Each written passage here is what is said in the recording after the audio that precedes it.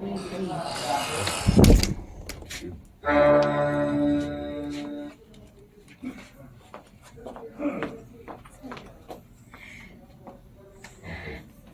more.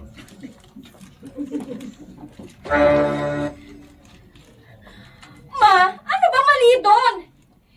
Talagang ayaw ko siyang kasama eh. Kasi, killjoy siya. Lagi na lang kontra sa mga bagay na gusto ko. Wala namang mangyayari sa kanya.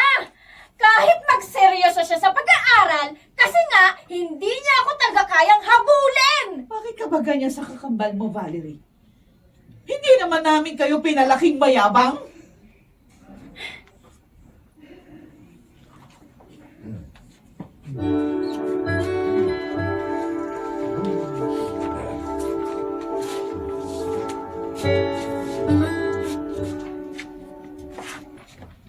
May mga magulang na kahit maayos ang pagpapalaki sa anak, ay hindi pa rin maalis ang inggitan sa mga ito.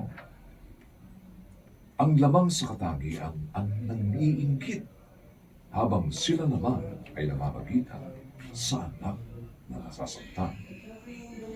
Mga kaibigan, narito po ang naging karanasan ni Violi sa ating dulaan sa kanya panahon. Kampal pala kayo dito, no?